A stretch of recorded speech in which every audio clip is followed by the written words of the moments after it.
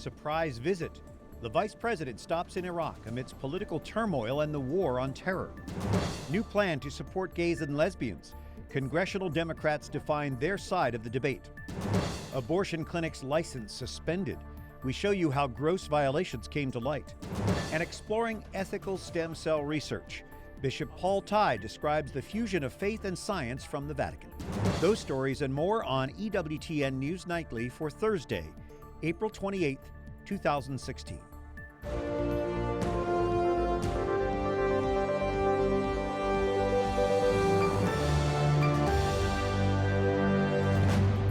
Good evening from Washington. Thanks so much for joining us. I'm Brian Patrick. Vice President Joe Biden makes a surprise visit to Iraq. He is the third member of the Obama administration to visit there this month. Chief White House correspondent Lauren Ashburn reports. Brian, Vice President Biden took a secret overnight flight from Washington on a military plane. Due to concern about his security, the trip to the war zone was not announced in advance. Vice President Biden landed in Baghdad this morning. He was greeted by the U.S. ambassador and the U.S. commander heading the fight against ISIS. He hopes to resolve a crippling political crisis that has hindered efforts to defeat the militant. His first stop was a meeting with Iraqi Prime Minister Haider al-Abadi.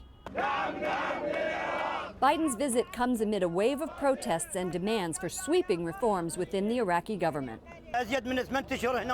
This protester is calling for all politicians to step down. He says he's been asking for change for 8 months. Biden is trying to stress the importance of Iraqi national unity and the campaign to fight ISIS. With the goal of building on recent progress in that fight, this month the U.S. agreed to deploy more than 200 additional troops to Iraq. We'll be placing advisors with the ISF, that is the Iraqi Security Forces, down to the brigade and battalion level to help enhance decision-making and responsiveness. We'll be leveraging Apache attack helicopters to support the ISF's ongoing efforts to envelop and then retake Mosul. For Vice President Biden and President Obama, the next 9 months are their last chance to position Iraq for a peaceful future before their term ends. They came into office pledging to end the war. But President Obama now acknowledges defeating ISIS will not happen during his presidency. Brian? Thanks, Lauren Ashburn at the White House. Now, other stories our EWTN News Nightly team is covering in today's world. With the backlash over state religious freedom laws, Democrats on Capitol Hill push a bill that could challenge them. Jason Calvi is at the Capitol tonight. Jason? Brian, one of the things the bill would do is it would allow men to enter the women's bathrooms. It's called the Equality Act. It's meant to protect transgender and homosexuals from discrimination. But many people of faith say it would force them to violate their privacy and their faith. The bill Democrats are pushing would provide federal civil rights protections based on sexual orientation and gender identity, regardless of that person's sex at birth.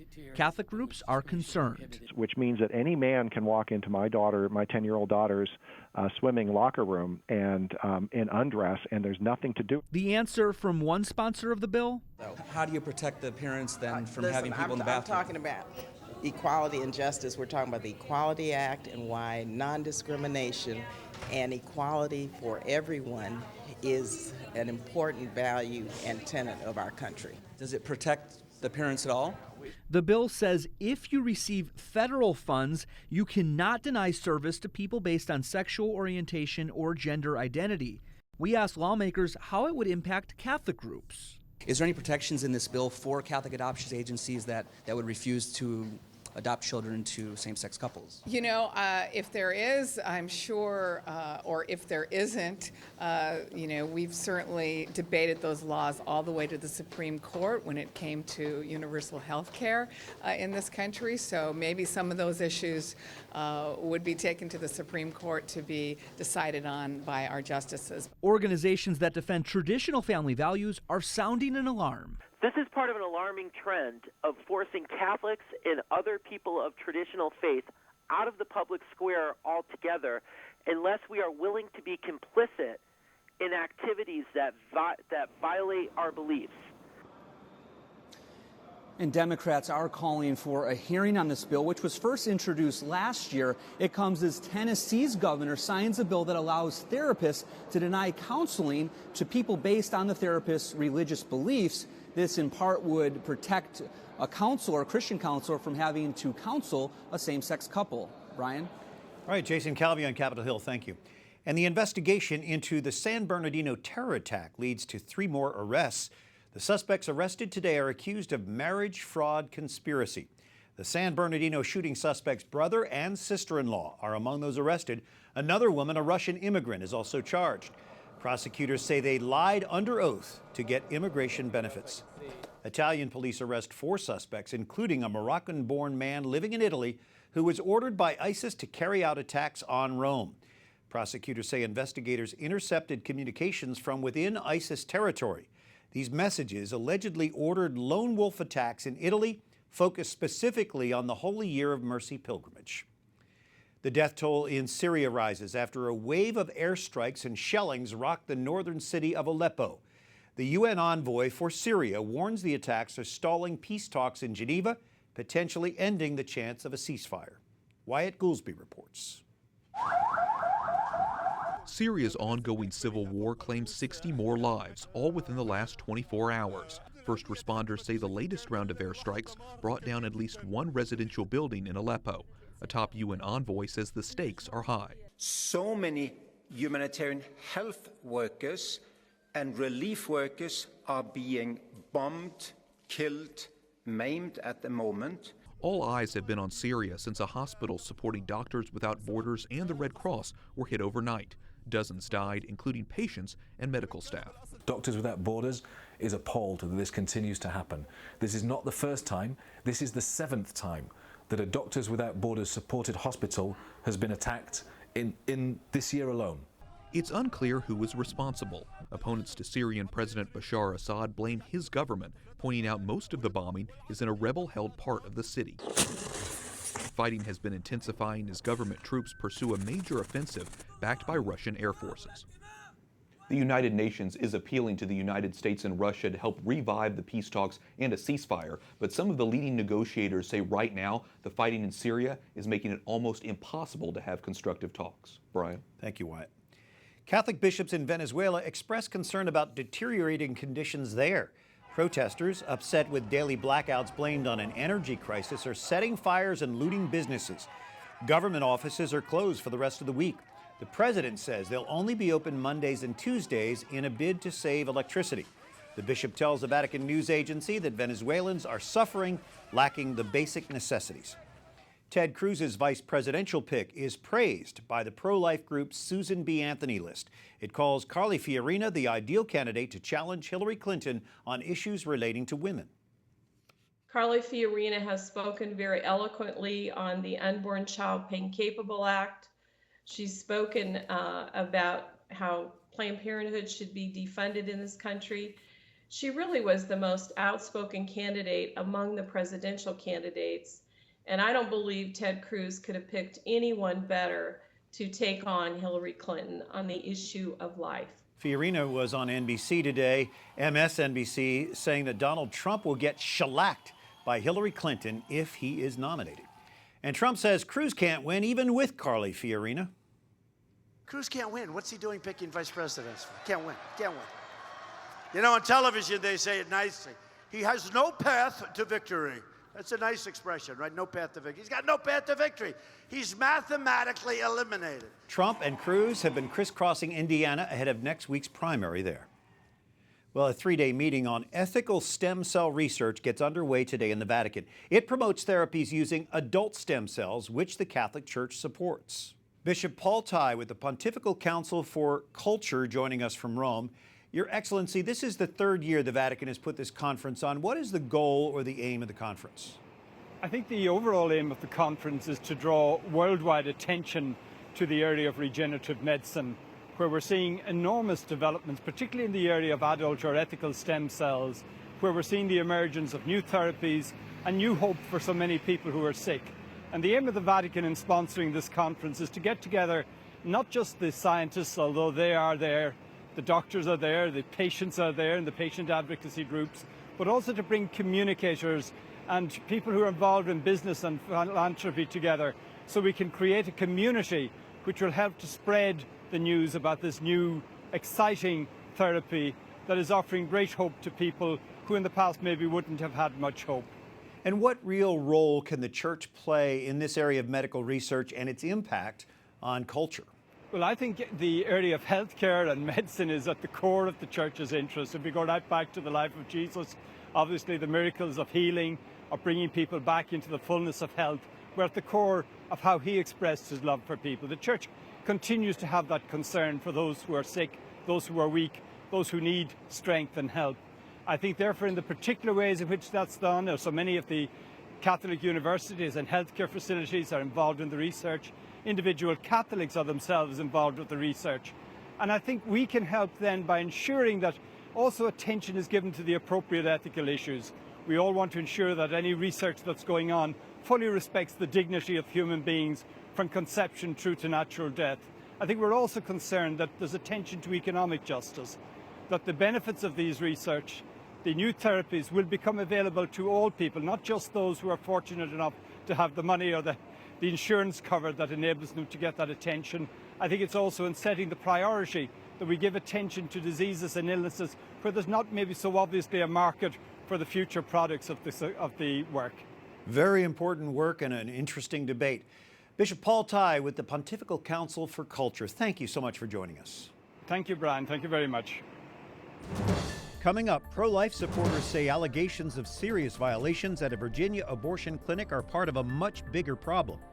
And protecting Christians from persecution, Congressman Jeff Fortenberry explains the campaign against genocide.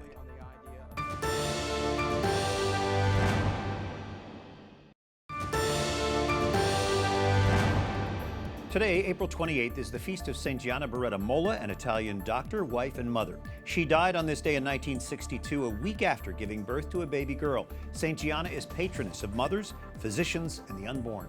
Thanks for joining us on this Thursday evening. I'm Brian Patrick. Virginia's Department of Health suspends an abortion clinic's medical license after finding more than 24 violations. Catherine Zeltner discovers it's not an isolated case. Inspectors found 26 deficiencies during a 2-day visit to the Virginia Health Group abortion clinic. The state's Department of Health suspended the clinic's medical license this week. When inspectors made an unannounced visit to this abortion clinic, they found no proof staff had been trained on certain procedures. There were dirty instruments, and in one case, a woman had to be rushed to the emergency room for prolonged bleeding. The report includes notes from the visit. Present on the gown was blood stains. Staff, too, held up the gown, proceeded to hang it on the back of the door for future use, stating, "Oh, it's not that bad," referring to the amount of blood on the gown. Abortion advocates often equate access to abortion with women's health, and it's just not true. March for Life President Jeannie Mancini isn't surprised. She says the abortion clinic's owner, Stephen Brigham, is no stranger to these violations. In at least 5 states that I'm aware of, he's actually had his license suspended. So, I mean, essentially this guy is going from place to place and operating in deplorable conditions, and then his clinic is being suspended, and then he goes to another place. The New Yorker featured Brigham in a 2014 piece titled "A Botched Operation." He defends the suspensions, saying, "I'm a graduate of an Ivy League medical school. It's unfortunate that the politics of abortion have caused me to end up in this situation." Pro-life leaders compare Brigham to abortionist Kermit Gosnell, who was convicted of murdering 3 babies in a clinic the media called the House of Horrors. This is very similar to the Gosnell story. This is extremely similar. You know, people say Gosnell is an outlier. You know, it's very, very unusual. No, not at all. Ann McElhenney is a journalist now producing a film on Gosnell and says the Virginia case is an all too familiar story. It's exactly the same. The complaints, there's huge numbers of complaints, and still nothing happened. So this is a national problem. This isn't a local problem. Catherine Zeltner, EWTN News Nightly. Thank you, Catherine. The United States has now spoken with clarity and moral authority. That response from a Catholic congressman to the U.S. declaration of genocide against Christians and other minorities in the Middle East. Nebraska Representative Jeff Fortenberry joining us from the Capitol Rotunda. Jeff, you spearheaded the House effort for the resolution for genocide declaration. With that subsequent declaration, are things any better for Christians in the Middle East?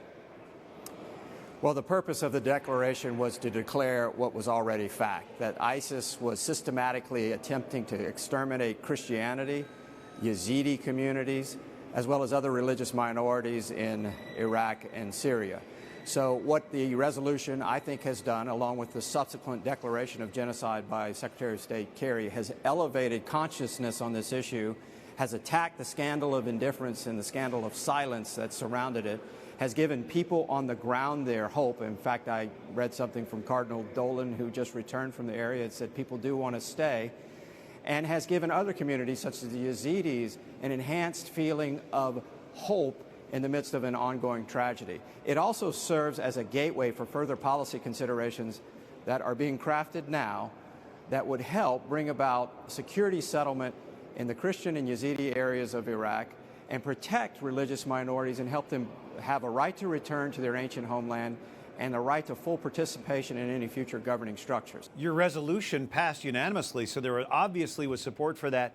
Do you see this continuing support for getting better treatment for Christians in that region and really across the world? Yes, I do. It positions the issue to be a part of any conversation as well as policy discussion as to what the security, economic, and cultural settlement is ultimately going to be in Syria as well as Iraq. We are also working conceptually on the idea of safe havens, particularly in the Nineveh Plain, where Christians who have had to flee, Yazidis and others, could return to their ancient homeland, form perhaps self-protected militias with the guidance of the Peshmerga and some attachment to the Iraqi central government, and then create the conditions for reestablishing an economic model that would allow human life to flourish. These are the bigger ideas that should be considered through policy. The next policy consideration could perhaps be to the defense authorization bill, but there are other gateways as well that we're looking at currently. Nebraska Representative Jeff Fortenberry, thanks for taking the time to be with us, Jeff. Thank you, as always. And Christian martyrs are to be remembered in an unusual way in Rome tomorrow. The iconic Trevi Fountain will be turned red, a reminder of the blood of martyrs. Nina Shea directs the Center for Religious Freedom at the Hudson Institute. What does the world need to know about the Christians who are being persecuted, even martyred today? It is spreading. It's becoming more intense, and we're seeing more and more death, beheadings, of course, of the Coptic Christian from Egypt and the shores of Libya, a very iconic image of the 21 Christians in orange jumpsuits. And then there's the Nigerians being hunted down in their shopping malls, in their churches, in their villages. Kenyans being hunted down in their schools. And then, of course, you have the genocide by ISIS in Iraq and Syria, but it's also in other countries. So this is very real. It's happening now. These are our Christian brothers and sisters. Why is it so hard for us to connect with them, especially even at the parish level? We pray kind of in a general way for the persecuted. We don't really know how to talk about it as a church. We don't, the Holy Father prays for these people all the time. I don't know why we don't know, but basically Americans are very distant from it. And they're talking about it in very generic terms for persecution, as you said, if at all. But we need to acknowledge this. We do pray for the early Roman martyrs in every liturgy, and we should be talking in specific terms about, for example, the great men of peace of the Jesuit order who have been murdered for being Christian, for being priests in Syria. There's Father Franz van der Loo and Father Paolo Doglio. These are European men, one from Netherlands, one from Italy, who spent their entire adult lives helping the poor and the oppressed in Syria, people of all faiths. And they were killed for that just in the last couple years. We should be acknowledging that. But even our Jesuit churches don't acknowledge it. Those beautiful missionaries of charity gunned down as they were caring for the elderly. In you Yemen. got very close to this recently in Jerusalem, the Church of the Holy Sepulchre. That's right. I was heartened because, and actually inspired, I went to the Church of the Holy Sepulchre in Jerusalem, the famous site there, and went to the roof where the Coptic religions are, the Coptic Christians are. So they had the Egyptians and the Ethiopians up on the roof, and they each had the banners of their dozens of martyrs, the men in orange jumpsuits who were beheaded by ISIS in Libya. And I really felt thank God, someone is acknowledging this and taking pride from this. And I have a good friend who's a Coptic bishop, Bishop Angelis in London, who said that, they're actually proud that their men have become the image, the face of this persecution, because it's almost everybody recognizes that photo. Very moving story. From the Center for Religious Freedom at the Hudson Institute, Nina Shea, thank you. Thank you, Brian. And that church is part of our next story. Orthodox Christians gather outside Jerusalem's Church of the Holy Sepulchre for their Holy Thursday celebration. This is the site, of course, where Christians believe Jesus was entombed and then resurrected. Greek Orthodox Patriarch of Jerusalem, Theophilus III, washed the feet of 12 priests, that tradition symbolizing that same act of humility by Jesus for his 12 apostles. Pope Francis met with Patriarch Theophilus 2 years ago in the Holy Land. Up next, sports agent Doug Eldridge discusses business tactics behind the NFL draft. And an unusual sight on Capitol Hill where it's Take Your Kids to Work Day.